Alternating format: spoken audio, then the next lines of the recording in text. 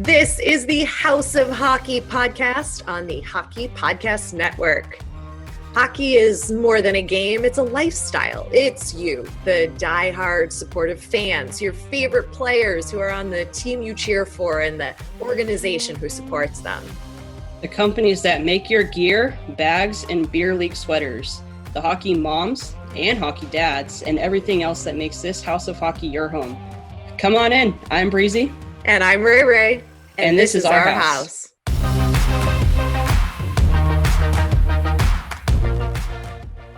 This episode of the House of Hockey podcast on the Hockey Podcast Network is sponsored by playbookproducts.com. This is the coolest company ever. They take all of your favorite sports plays and put them on a wide variety of products from every single sport, including hockey, with like the X's and the O's, the diagrams. They like diagram it all out and they print out these legendary plays. Yes, they do. And they put it on pretty much anything. You can do cups, coasters, posters, drawstring backpacks, mouse pads, baby onesies, pretty much everything. It is the perfect gift that you can get for all hockey fans or sports fans in general. There's pretty much something for everybody. And I mean, I don't know about you, but it's something that both Rae and I want to get. And we even had an idea last week, I think it was, to get one of our favorite plays, which we had talked about, and hopefully one day get it signed by that specific player and hang it up. And it's a good piece of memorabilia to have always.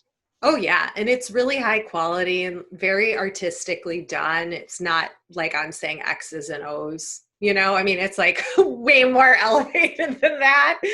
And it's super awesome. Definitely got to go check them out.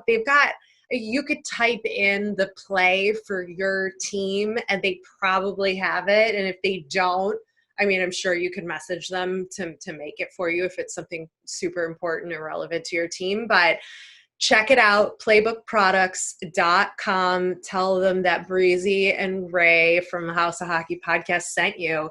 And by the way, if you do buy something, take a picture of it when it arrives and tag us in it because we want to see what plays you got, like on social media, on our social channels. Or maybe let's even talk about what your favorite play is and let's go back and forth. Let's start talking about, memories and bringing things up. And again, it's the perfect gift for anybody and everybody. It's super unique and you're not going to find it anywhere else. Playbookproducts.com. Check it out. And we're going to start the episode now on that because we got a brand new episode. Yeah, we got a brand new episode for you. That's what you're listening to right now. And we have an awesome guest for you coming up. We're going to talk a little bit of the latest on playoff hockey that we have seen of the official first round of the playoffs, as well as tell you a little bit about our guest, Colby, who is the man behind TheMDMedia on social media. You've probably seen his incredible content. And Breezy knows Colby and has spent time with him, and that's how she got him on the pod. Right? Yeah. So Colby was the content guy for when I went up to Toronto earlier this year with Pacific Rink. We were doing some content shoots with hockeyshot.com as well. And there were some pretty heavy hitter influencers there. We had Jeremy from How to Hockey, Pavel Barber, as well as Nasher. And if you're a hockey fan, I'm sure you know who all three of those incredible human beings are. We had a ton of fun up there, and I got to witness Colby firsthand, seeing all the effort he was putting into it, all of his gear. Even learned a thing or two from him, and his work ethic is incredible. He's a good guy, a Preds fan, so obviously I'm a fan. Yeah, lots of Preds talk here. Lots of Preds talk, and I'm all giddy about it. But Colby's a good guy. He has a lot going on, which you're going to hear about. And I think if you're a hockey fan in general, he creates some of I would say some of the best content from a guy who just picked it up not that long ago. And he's really, kind of getting the word across about the sport and traveling it. And I would say he's almost hashtag chasing hockey. What do you think? Totally. Hashtag chasing hockey, chasing the puck for sure. He has Absolutely. traveled a lot. It's really interesting. He shares a really heartwarming story about his son, who was a Make-A-Wish kid, and how the Predators really created this experience moment for him. I don't want to give away the whole story because he tells it much better, but it's definitely worth listening to. So stay tuned for that interview. Absolutely. And in other news, we have the official round 1 of the playoffs. What's How going you on? feeling over there, big old 0-2? Thanks. That's how I feel. Like a 0. That's how I feel, Like a Breezy. 0. Like a 0. I know. So we're recording this before, Game 4 has been played of the Blackhawks and Vegas Golden Knights series. So I guess if anything different happens, you'll just have to check for my reaction on the next episode of the podcast or our social media channels. But I'm not feeling great. Not feeling great. Game 1, Blackhawks played like they had never played hockey together before, ever. They gave up. Crawford did not play well, gave up a couple of goals he shouldn't have given up. He was not on his A game. Game 2. Crawford even, he had that one block save that ended up tripping off of his blocker, and that was a tough one. I felt really bad for him there. I did. I felt for him. Yeah, some of them were freak accidents, luck of the puck, but I also just don't think he performed like he could have. Game 2, much better performance from Crawford. Not the best, but significantly better. And the Hawks adjusted a lot better. And if I believe I heard the announcer on NBC Sports correctly, he said that all the goals that the Knights scored on the Hawks were when Duncan Keith was not on the ice, which is problematic. So, and that's also just sort of where we're at with our defense and some of the players just not being in the right position. Keith knows how to do that, and he does that very, very well. He's a future Hall of Famer. Keith is very valuable. He had a ridiculous amount of minutes on the ice as it is. So, and then also it was interesting, they switched up the lines and they had a lot more of Kane and Taves together on the same line, not on the power play, which is something I have been begging for all season long. And it still didn't really make much of a difference. But at least we tried, and I'm just glad to see them trying things and adapting to the style of play. That's all I got. Absolutely. I was just really disappointed. They played so much better against Edmonton. They were really gelling, and it's like all of a sudden the air is out of the tires. Yeah. Well, Vegas is a tough team, which we already talked about. And speaking of minutes, overtime game that went through, and all I got to say is Seth Jones is a complete heartthrob of mine right now. He is just he was an ex-Nashville Predator. Got to say that, number 3 always. But gosh, the guy he's so good. He played over 60 minutes that entire time. He played over a full game. And the guy didn't even look gassed at all. He was out there. He was hyped up. I'm sure it was the adrenaline. And they came back. They won game 2. That's insane. Absolutely insane. I was on the edge of my seat the entire time watching the overtime, and I was like, I'm tired. I'm tired from watching it. I'm exhausted. What's going on? Oh, yeah. And I think he was quoted, Seth Jones, saying after the game that he was like, I feel fine. Or like the next day, it was like, I don't really feel any different. Yep. What? That's true athlete right there. True athlete right there. I think they have a lot of grit. I think that they have it there. Don't get me wrong, Tampa's a fantastic team. They're really strong. I think they are struggling a little bit here and there. They're kind of, I feel a little jumbled they did look like a better team on game 1, but overall, I think they still look a little bit jumbled. So I would agree. We'll see what happens. And then the Canadians head coach had a stroke, or not a stroke. Oh. He had to have a stent put in, a stent. Stent. E or I? I'm going to go with I. Okay. He had one of those put in. Okay. Due to some sort of heart issue. I just saw this right before, so I didn't get to read the full details, but he is going to be just fine. He went home, though. He's left the bubble, and he's going to recover, but they expect like full recovery. So he's unfit to coach currently. And the assistant is taking over. Jeez. And I heard Jake Muzzin is doing much better after his scary head injury, right? Yeah, I watched an interview that he did. So the Leafs actually put out little clips. They had individual interviews that they did with some of their players and kind of just talking questions, whatever. And I watched Jake's, and he's home. He's expected to make a full recovery. And it's so funny to watch these guys do their little interviews because they're just like, man.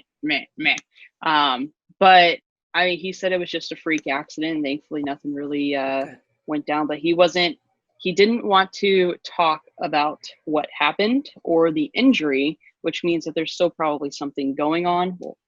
And, but he's expected to make a full recovery. But speaking of coaches, the Carolina Hurricanes coach, did you see how ripped that guy is? Yes. Oh my God. That video that the NHL put out. And he's all playing. I'm like, holy abs. What's going on? He's like really good looking. Like really good looking. My friend was like, oh, hey, daddy. And I was like, oh, that's weird. No, I can't say that. But like. Can't say that. But I was like, whoa. I was like, okay, do you have an Instagram? Because I'd follow you. That's a little weird. But I definitely would do it because he's lifted some weights recently, that's for sure. Oh yeah. I mean, I'm all about that kind of a dad bod. Like, I'm all for that. And like, and he's a hockey coach. Like, sign me up. I'm sure he's married happily with kids. I have no clue, but so don't like start spreading any hate comments to me because I'm just saying from a purely and you're surface. Probably saying what a lot of other people were thinking. Let's just be real. So. Oh yeah. That was well. I forgot about that. And then the Canes, Twitter, whatever, all their social media. Whoever runs the Canes social media is hilarious and bringing all the jokes. So even if you're not a fan, gotta follow them on social media because they are really funny. And same with whoever is doing the in-arena stuff for the NHL when that 5 overtime, they were like, stand for the 7th overtime stretch, like jokes. Like, you gotta give it to the league for trying to add some life to the in-arena experience for the players and the coaches who are, they're at their peak of stress, and you don't have the fan noise as loudly as you would and all of that. I mean, I think they're doing a phenomenal job at keeping the energy up. What do you think? Do you like that stuff, or do you think like, meh? I think it's pretty entertaining. I think, what else are you going to do? I mean, just roll with it. If you think that it's an eye roll and whatever, just get over yourself. Then don't look at it. That's all I got to say. If you don't like it, then don't look at it. Change the channel, flip it back to watch your TV. It doesn't really matter. You're not there. No one's there. We need something. It made me laugh. I kept looking at the little thing to see what else it was going to say, and it's still overtime, and it was funny. I just go with it. Yeah. What do you think of the Buffalo Sabres debuting their return to royal jerseys, how they switched up their color scheme? Buffalo is close to Toronto. It is obviously a rival team. I don't necessarily care a whole lot about Buffalo as far as when it comes to like wanting to go there or like the team in general. I think that the jerseys look pretty sick. I'm not going to buy one because I have no reason to buy one, but if I was going to buy one, I'd be stoked on it. Yeah, I like the royal blue color they have now instead of that like weird like beigey blue that they had before. I like the brighter color. I think it's fun. The draft pick. We did not get to talk about holy moly, the NHL draft lottery that the losers of the play-in round of this year's overall playoffs went to the New York Rangers, and they've already allegedly gotten some offer sheets from other teams to get that first round pick for Alexis Lafreniere. Yeah. Did you see the? I think you're right. But not everyone, but I've seen some things that were like, okay, that was the ball the guy dropped by accident before he was able to like pull the logo. It's like, okay, it was a weighted ball maybe, or not a weighted ball because it needed to fly up, whatever that thing is. But you were like, why was it that one? Was there something wrong with that ball? But then they did like a slow-mo of it, and the Maple Leafs one was coming up and went up, and then also went. Typical. It was so, I was like, oh, geez, of course. But wow, it was funny. I gotta say, the Leafs aren't really hurting for good talent. I don't really think that's your problem. They just need to find it. Yeah. No, they just need to find out how to use their skills properly. Exactly. Which is something Jake Muzzin had also said was the talent's there. You just have to want to win more. And I thought he stated that very, very well. I mean, he is a Stanley Cup champion. He's been there. Anyway, we don't need to talk about this anymore because we already did. But yeah. Yeah, but I'm enjoying watching. We talked about this a little bit with Colby on the upcoming interview with him, and just that you had said, there's so much hockey though, like all day long you can watch hockey right now, and it's a little bit of an adjustment, and I feel a little bit of guilt not watching all day long. Like if I can't, or if I'm doing something, it's kind of like, like I feel like I should watch this game right now, but because like we don't know when we're gonna get hockey back again, and I gotta get all the hockey in, and then it's just a little too much at the same time. But I mean, I'm trying to watch as much as I can. If I'm working, like I try to have the game on in the background at least so I can listen and just absorb the content that's going on across the league outside of the Blackhawks, because I do watch other games besides the Blackhawks, just so everybody knows.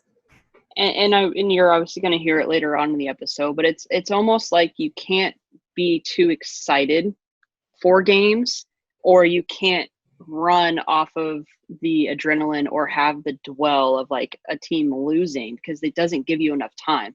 If anything, they kind of overlap. So it's like, if something happens and you're upset or you're excited about it, you don't have that time, like an hour, to be like, oh yeah, or gosh darn it, I can't wait for the next one. It's hard. It's so hard, because I'm like, okay, all right, now this game's on now, and it's like, okay, off to that, now on to this, and it's tough. But I agree. I feel a little guilty not watching the games, because let's be honest, no one, or I would assume no one, can sit in front of the TV for 15 hours plus a day just watching hockey. And I do feel bad about it, but at the same time, it's really tough to have to watch that much. Yeah, it was such polar opposite extremes of having no hockey and being so deprived on top of everything else that went along with this pandemic. And then it's all back, and it's all happening, and all this like baseball and basketball and soccer are happening, and it's just like, oh my god, I have to watch all of the things, I have to get all of the sports, because like I haven't had any in so long. But I've I've found a little bit of a better balance with it. Today we are joined by a hockey digital creator who has worked with some of today's top hockey influencers and brands, a beer leaguer and a diehard Preds fan, the TheMDmedia, Colby Collier. Thank you so much for coming on, and welcome. Absolutely. I'm stoked to be here. Yeah, thank you so much. So you obviously have amazing content from capturing the game from all different angles. You've traveled, kind of far and wide to follow the game. What got you into creating content, and what made you actually start? So Preds opened Ford Ice Center here in Nashville, I think 5-ish years ago. And then I had never played hockey before then. So what they did is they essentially held a draft tournament for all the rookies signing up, the guys that had no experience. So I signed up there as a captain, drafted a team, just started creating stuff there, put a GoPro up on the glass one game just to film our beer league games.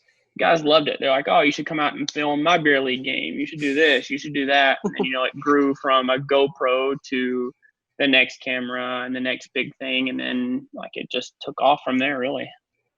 Crazy. So did you have experience doing photography or videography beforehand, or was this kind of zero? GoPro? Zero. I think I owned a GoPro, obviously, because we just did fun stuff around the house. But I think my first point and shoot camera was when that stuff started happening. What did you do before that? So my day job, I'm a network engineer for a managed service provider. So I do a lot of behind the scenes kind of IT work, cloud stuff, internet circuits, that kind of thing. And then do the content stuff for fun on the side. Cool. Crazy. I mean, you really took off with it, because the work that you put out, and you're kind of you're pretty well known. We've had so many people come on our podcast and they talk about you, and I'm like, yeah, I know it. That's awesome. I love hearing that. So tell us a little bit about your experience with playing hockey for the first time. What was that like? Because I'm assuming this, you said this was only a handful of years ago, so it's not like you were a kid, you're a grown adult, right? Right. Yeah. I skated when I was little, rollerbladed in the streets, but never really picked up a hockey stick. I went to, I think the first Preds game I went to was a Wings and a Preds playoff game. And I sit next to a guy that's now one of my really good friends. And he was like, we have this beer league thing. You should come out and try it. I was like, I've never played before. He's like, doesn't matter. Just go get some gear, try it. I went to Play It Against Sports and probably spent literally $100 on everything total, the cheapest stuff I could find. I was hooked.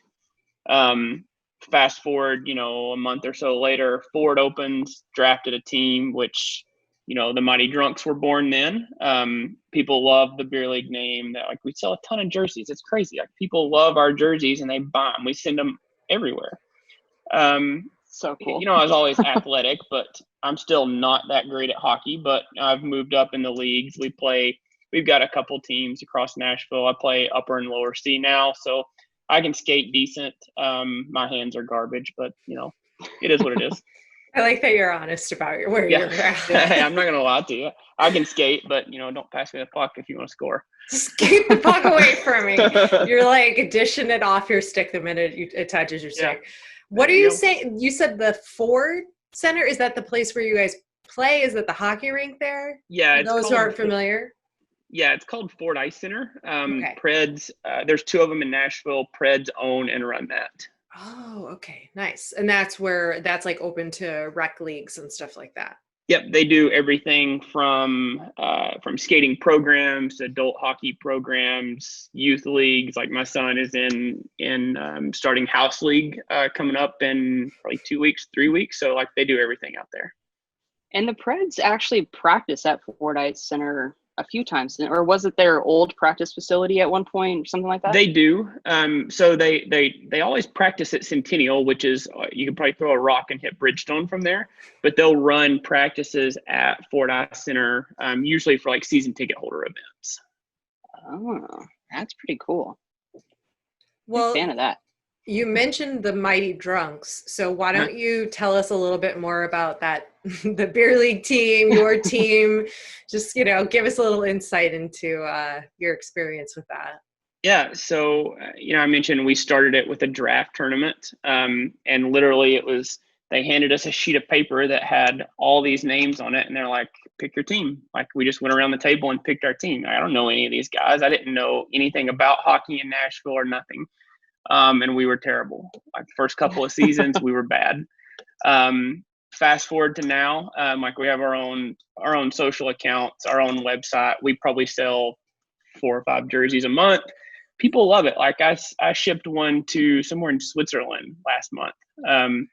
We've won the Stanley Keg, 4 or 5 times. It's a blast. Guys look forward to this every week. I've made some of my best friends in my adult life from playing here, and then we've transitioned to doing roller tournaments now. Like guys are playing hockey. They don't care. I mean, it's a blast, and I'm doing it with my friends, so we're having a lot of fun doing it. How many beer league teams are in Nashville? Because I think a lot of people think that hockey in the South isn't as big as hockey elsewhere, and obviously the Preds have grown the sport so much. But to give a perspective, how many beer league teams would you say are at least just in the general Nashville area? Oh man, so there's 3 rinks that actually hold adult leagues.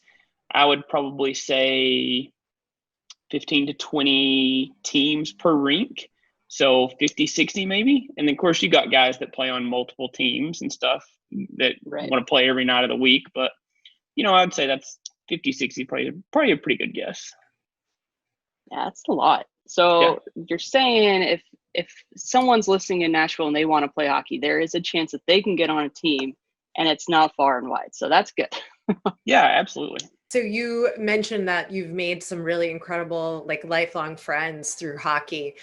We've heard this multiple times from multiple guests that in any capacity in which they have been around the sport of hockey, anybody they meet that's connected with it instantly becomes a lifelong friend. I mean, I would consider that to be true with Breezy and I. When we first met, we were just like, boom, yeah, we got to figure out a way to work together or do something. Like, if anything, we just got to go watch hockey together. So like, I feel like there's something about it. Do you have any insight as to why that is, or what it is about the sport of hockey that puts people together forever? I mean, it's gotta be just the love of the game. Guys that I consider my core group of friends that I've made from hockey, like they've traveled to tournaments with us. They've built tournaments with me, like the Wish Cup. So you mentioned, the Wish Cup, and it's something that you had started, correct? Yeah. I think that's what you said. So can you kind of explain what the Wish Cup is and how it takes place in Nashville and where you kind of see it going over the course of the next, months, years, whatever it is? Yeah, so it's a really long story, but I'll give you like the condensed down version of it.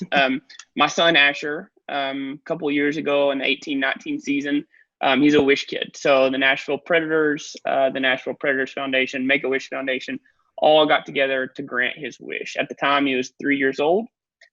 His wish was to become a Nashville Predator, which that sounds crazy for like a 3-year-old to say that, but the Make-A-Wish people came here, and I kid you not, they brought him, I think they had to make 2 trips out to the car. They brought him all these toys and stuff to play with. And like, he sat down and opened them, played with them for like 2 or 3 minutes. And then he's like handing them these little plush hockey sticks. Like, come play hockey. Like at 3 years old, he didn't talk. All he wanted to do was play hockey. And they kind of understood that, this is not us putting those words in his mouth. Like, this is what he wants to do. It's all he wants to do is play hockey. So they granted his wish in the 18-19 season, signed him to a contract, practiced with the team. He was in the team picture. They gave us a suite for the Preds and the Leafs game.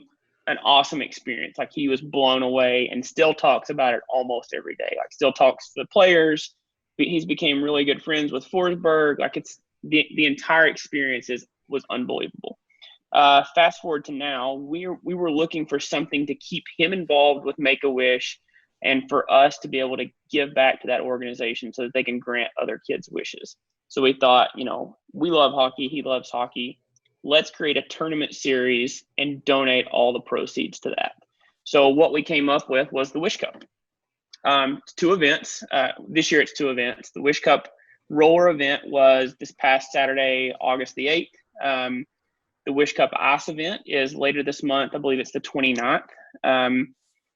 Two separate events, and we're taking all the proceeds from that. And we're going to donate it to his chapter, the Middle Tennessee chapter of Make-A-Wish. We're on pace to donate around $8,000 to them, which will go straight to help other kids have their wishes granted. It's pretty cool. Yeah. If you can't play in any of the tournaments, are there other ways we can, people listening can support the Wish Cups? Yeah, absolutely. I can send you guys a link to this, but we have these shirts for sale, Wish Cup t-shirts.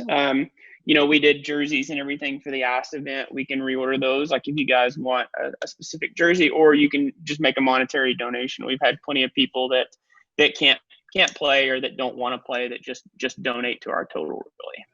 And how is your son today? He's great. He is currently taking a nap. So I can hear them upstairs romping around over that. But health-wise, he's great. He's got a lot of challenges still ahead of him. He's in PT, OT, speech every day. But if you saw him out at the rink skating or in the garage shooting pucks, you'd have no idea. Do you feel comfortable sharing what it is that is going on, or what he has? Just inform other people of some of the challenges you're facing with that? So he's got a laundry list of medical issues. He had a stroke when he was born. He developed NEC, which was necrotizing enterocolitis, I think. Essentially what that is, the bacteria in your intestines. They were treating it with antibiotics. It didn't work. So one day he was still in the NICU. His intestines actually burst.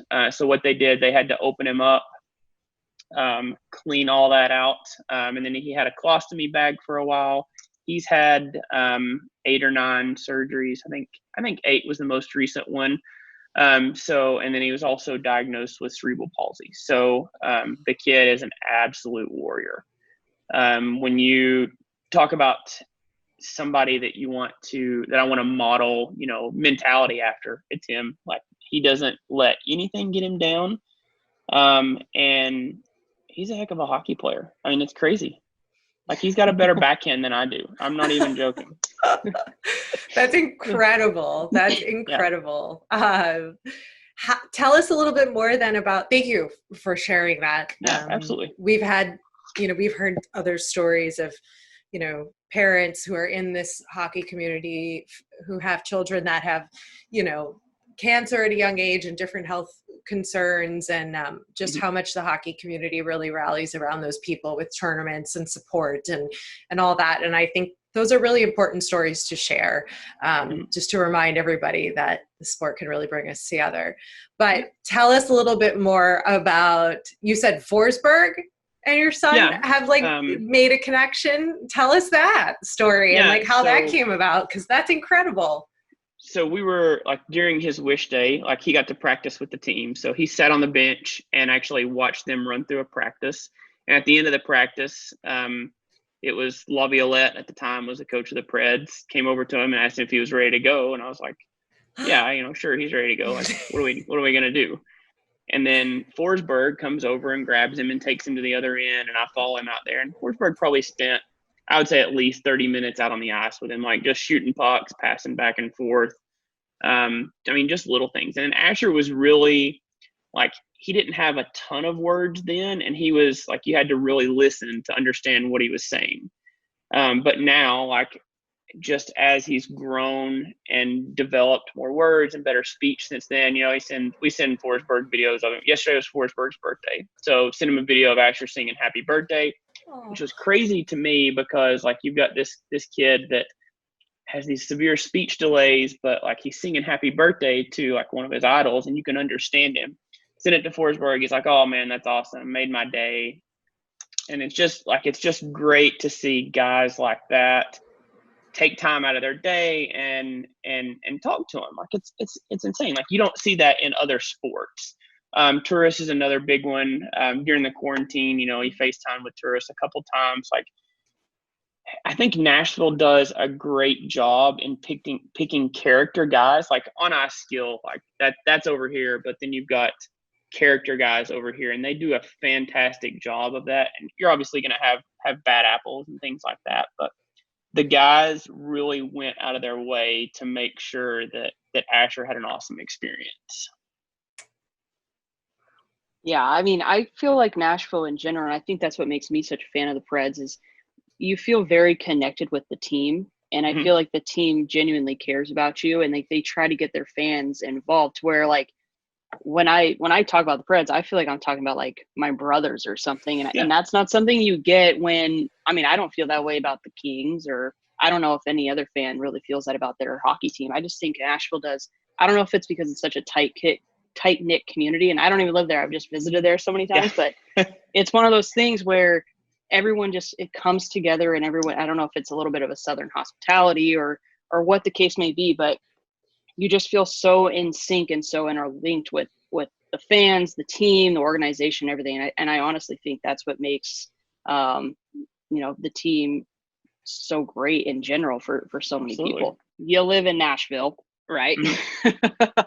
So you live in Nashville. Have you always lived in Nashville? We've lived here for 7.5, probably almost 8 years. Lived in Tennessee all our lives, though. Gotcha. So you said you started up about 5 years ago doing your digital content. Your first Preds game, you've obviously gone to a ton since then. Do you have, can you describe the fan base? I know I kind of just described a little bit, but can you describe the fan base, as well as do you have a favorite chant? What's your favorite part about the arena? I feel like we want to be able to get the point across to on all different teams on why other fans should be able to go to these arenas and not feel afraid to go in their opposing team's jerseys, or maybe do. I've felt before when I go to Staples Center. Yeah, but I feel like when you go to a Preds game, you want to go and support the Preds just based off of everything. So, hand it over to. What are the fans like? What's your favorite chant?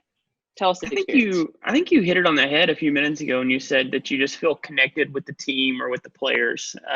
Almost every home game that we go to, we try and get there, an hour or so before puck drop. We'll literally go sit down behind the net that the Preds warm up to, or that they warm up on, and it's pretty empty then. So we'll set the kids down, we'll get them dinner, and the Preds come out and warm up, and they'll always interact with the people that are there on the glass. So that's one big, selling point for us. And it goes all the way down from that to their practices. They have kid centers at their actual practices at Centennial, so that, you don't have all these adult autograph hounds trying to get the players time. You have the kids, they can push them over in this one area, and it's literally where the players walk in and out of the ice on. So just that connection with the fan base sells it. We've had season tickets for a couple of years. Obviously, we don't know what's going to happen with next season, as far as being able to go to the games, but it's still a growing market. But if you're in Nashville and you've never been to a game, or, Nashville is a huge tourist city, if you're visiting and there's a game going on, spend the money and go. It hooked me on hockey. And now it's more of a lifestyle for my family. If we didn't go to that playoff game, would I be doing all this stuff? Probably not. Wow. Hockey can change your life in an instant. Yeah, go to one game, absolutely. or well, in this case, the Preds. The Preds can change your life, right? Yeah. Kinda, to be honest with you. I obviously was a season ticket holder for the Kings for so long, and but and we've heard it many times on our podcast that Bridgestone has an energy about it that not a lot of other arenas hold. And I think, I don't know the exact number, but I could say probably a handful of people have said that Nashville's their favorite hockey city to visit and to go to games. So that itself, I think, explains a lot of it. Yeah.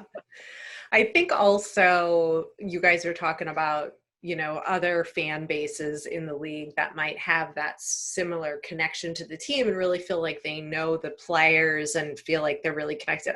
I would say, based on my experience of this particular team and their fan base. I would say that the Vegas Golden Knights have that as well with their fan base. I think they're really connected. I know a lot of fans who go to the practices, and the players, have started to get to know a lot of them, and they've built more of a connection with them in that city as well. But I think the Vegas situation is obviously a little bit different than in Nashville. I think it does come back to community, because that city in Vegas needed that sense of community when that team started right after the October 1 shooting at the music festival. So I think a strong community builds a strong hockey fan base and connection.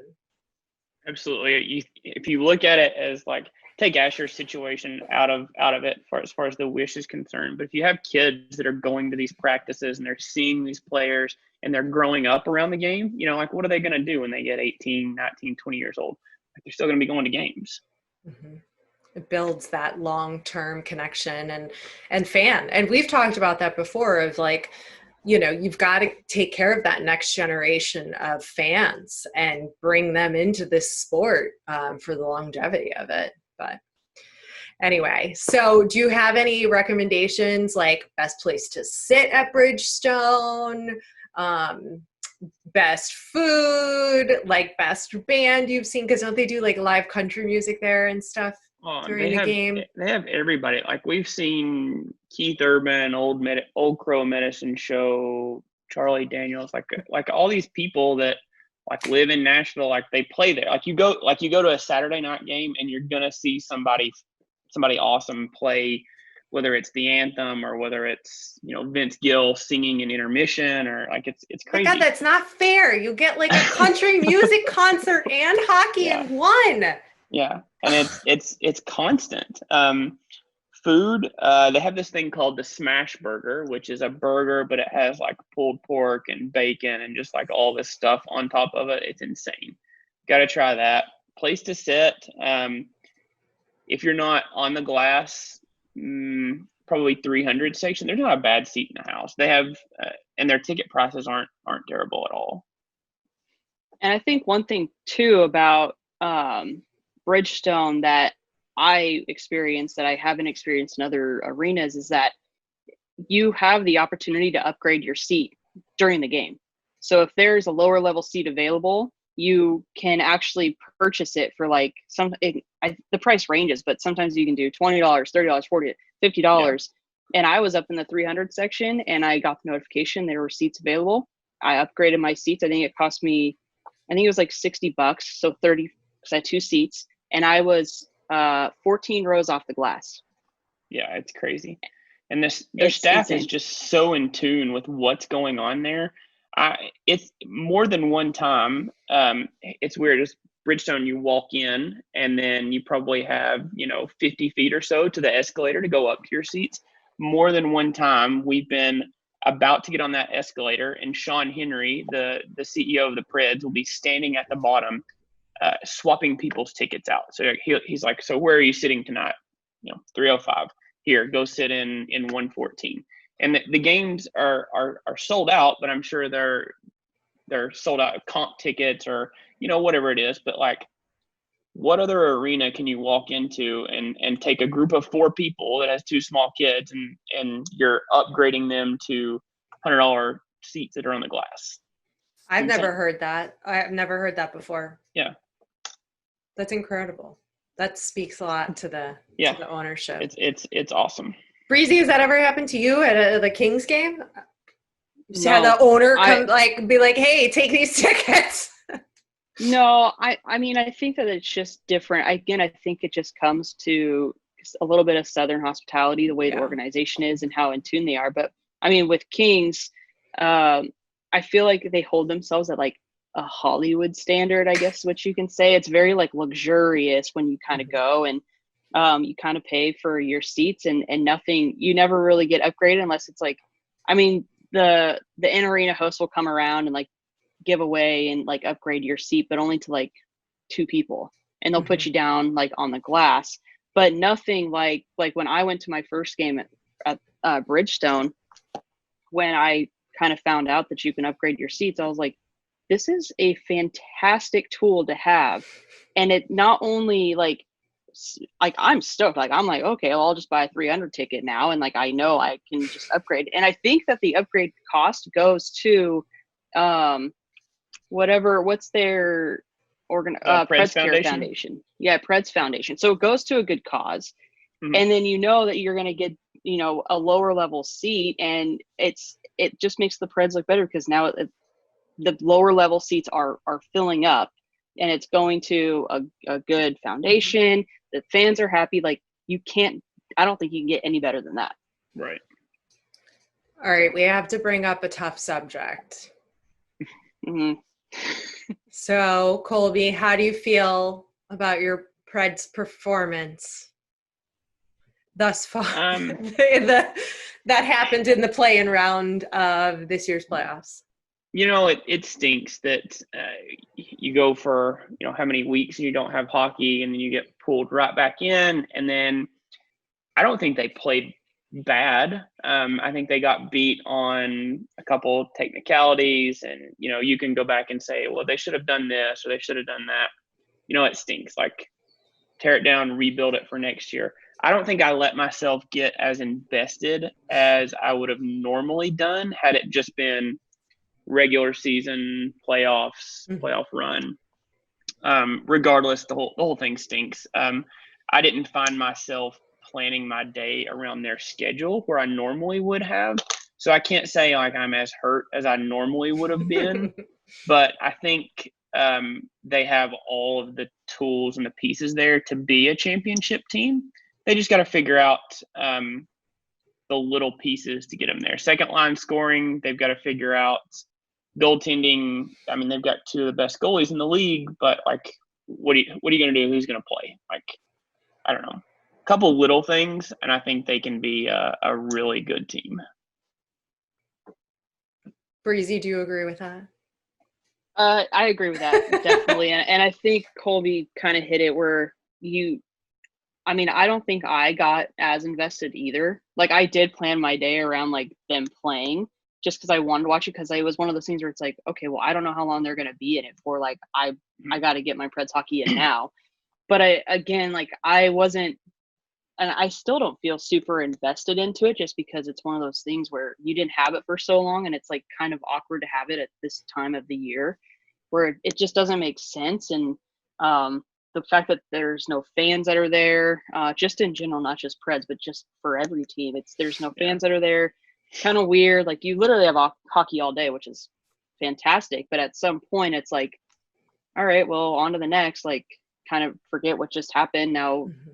Should I be excited for this next one? Like, Yeah. it's a strange time. Yeah it is. Well, tell us a little bit more about some of the social media influencer types you've met through your hockey experience and with TheMDMedia, and just all the content you make. And go ahead and, you know, toot your own horn and call out some of those people's names and tell us the experience. Last year was wild. Probably biggest or longest trip was to Barcelona. We went and shot the World Roller Games with John Chavo and True. That was a really fun trip. A ton of content, a lot of work. I think their game, they were the top seeds. They always had the last game of the night. So it would end around midnight. We would go get food, and then I would probably be up editing until like 5 a.m. and then go to sleep and then do it all over again. Some of the more fun trips, you know, we went to Toronto with Barber and Jeremy and Nasher and Pacific Rink.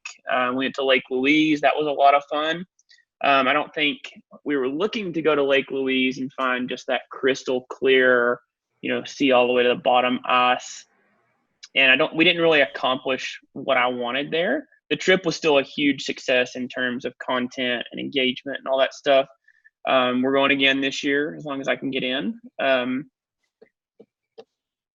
Went to, you know, a handful of tournaments around here with my buddies. Those are always fun because, you know, you've got your best friends around you playing hockey. Shot with Beer League Bender and ES Films up in Vermont. Barber was great. I hadn't met him before last year, and I wasn't really sure what to expect. You know, you see all these guys on social media, and you think, oh, they're going to act this way. And when you get there, like, you're going to do all this stuff. So I was a little, I wouldn't say I was nervous. I was just maybe a little anxious about meeting him, because he's like, he's like the guy as far as social media is concerned. But that was great. You know, we've become, I would say, pretty good friends now. And, you know, we're going to plan that Lake Louise trip later in the year. And I'm looking forward to that. I did a lot of stuff with True. Went to the U18 showcase earlier this year. We're going to do the World Championships, but that got canceled. But yeah, I'm looking forward to things starting to slowly open back up, and planning some trips, and just blowing some people's mind with what we're going to do. Where do you have like a bucket list location that you'd want to go to and film? Louise is a big one. I want to go there and get the shots that I actually want. We got there last year, and it was great, but it was covered in snow, so it wasn't what I wanted. I think Mammoth. We're gonna maybe try and go to Mammoth if we can't do Louise. So that would be a really good one. Yeah, and then just anywhere else that we see that's. Saw this picture of a rink out in Hawaii, just this roller rink that overlooked a beach and a huge volcano in the background. I'm like, we got to go. Like, you see those places like that, and you know, it's great content. People are going to want to see it. So like, let's go do it. That's awesome. Where do you see, like, do you have any long-term goals with like what you want to accomplish in this media, social media space of creating content in the hockey world? Not specifically. I think last year it was so go, go, go. Like, I was literally just hanging on. Like, we got back I spent a week in New York for Hockey is Hockey. It was an event up there with True and some of the stuff that's going up there. Landed on Sunday night at like midnight. And then the next morning we left for Lake Louise and gone another week. Like, it was like, just hang on, shoot everything, edit it when you can. Like, long-term goals, just keep pushing and growing. Right now, I don't have nothing on paper besides that. Hey, that's a good goal to have. Yeah. Just keep being able to do what you enjoy doing, I think is pretty wonderful. Absolutely. Do you have any stories of any good stories of meeting hockey players outside of Forsberg with your son and that? Have you ever, or even maybe one in that capacity, like having met either a current or past retired player? One of Asher that I would still like more information on. So we were on the ice. They had just taken us on the ice. And this was, I think, the first day. So he had just signed the contract, like in the press room. The media was all there, and they put all his gear on him. And I'll send you guys the link if you haven't seen it. He actually made the assistant GM like dress him in the room. Like, they put a gear bag full of like little Pred stuff in front of him, and like they were continuing to talk. But you know, he's a 3-year-old, and you just put something in front of him, so he's opening everything and starts pulling out pads, handing it to Brian Poole, who's assistant GM of the Preds. So Brian like completely dresses him like in front of the whole room. And then we go out on the ice, and like Nash, the Preds mascot, starts walking him around, because actually he didn't have skates on at the time. He was just walking around. We were afraid he's going to fall.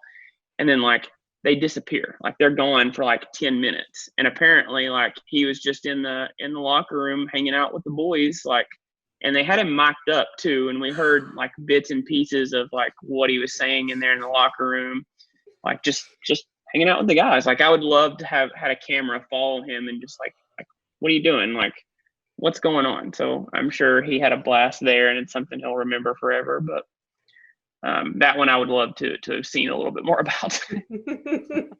I bet you there's footage somewhere in the archives. Yeah. The Preds had a outdoor rink this past holiday season, and you were able to actually play a game on it, right? So they've had it a couple of years, and I think we've been on it every year that they've had it. Okay. I saw some photos, or you did some content on it where you were actually playing, and I thought that was, I mean, I've never seen that before. So yeah, it was would crazy. love to hear more about it. So we did the U.S. Pond Hockey Championships up in Minnesota, and the guy that runs it, Jim Darlene, connected us with NBC Sports. And they did like a piece on all these beer league teams and them traveling to Minnesota, and they kind of latched on to us. I'm assuming because Hockey Day in America was in Nashville, either that or it just really worked out the best for them. So I get a call the week before that game, and they're like, hey, we're going to be in Nashville shooting this. Do you guys want to come out? And I'm like, NBC Sports is asking me to do this. Absolutely. Like, let's go. So, we got all of our guys in their pond hockey gear, and we went down. Got Asher dressed up, brought him with us, and like we skated on. They had a mini rink outside Bridgestone, and they had us play pickup and just really mess around for the better part of an hour, and interviewed us, interviewed Asher. Anson Carter was there interviewing us. Like, it was a great experience. It was awesome. There's an outdoor hockey rink outside of Bridgestone Arena, and like we're skating on it. Like, how can you say no to that? You don't. You say yes, just like you did. Yeah, they do that. I think they've done that just about every year, and we find some way to skate on it, whether it's this that we really lucked into, or we'll pay to rent it out and just play our own like winter classic on it.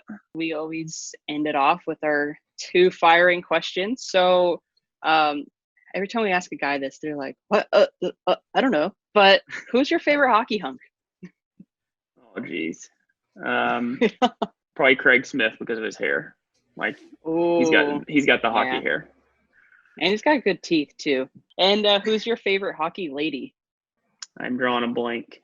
I have no idea. I can't even think of one off the top of my head. That's okay. We've had that answer before. I think you've got a lot of like social media girls that are trying to be that person, but they're really putting out the wrong message, and it's something that like the game does not need. Is anybody putting out the right message? Like, not that I can think of. The only thing I can think of is the wrong message, and I'm not even gonna put their name out. Don't, because they might be calling you for work, and you're gonna take that work, and you're gonna fix that. Exactly. What about my account, the Hockey Lady? Am I putting out the wrong message? No, you are not. I'm thinking like these girls that are like half naked on with, like, the ice, stick and nothing else. Like what are you doing? Like, you're getting the likes, but you're not getting anything else. I agree. Yeah, not really hockey related, but exactly. I'm a huge fan of you, and I think that your account is extremely beneficial for all your hockey needs. Or if you miss hockey, you have amazing content. I obviously was lucky enough to go on a Toronto trip with you and witness firsthand you doing the work, and you did stay up until like 5 a.m. editing photos, and you are very serious about what you do and put out fantastic stuff. So where can fans follow you and promote yourself? So my Instagram account is where 95% of my content is. It's at TheMDmedia. There's links on there to my YouTube channel. So that's where the majority of my content is. Thank you so much for joining us. Yeah, absolutely. Thank you guys for having me. Thanks for coming over to our House of Hockey podcast and hanging out with us. We'll be back next week with a brand new episode.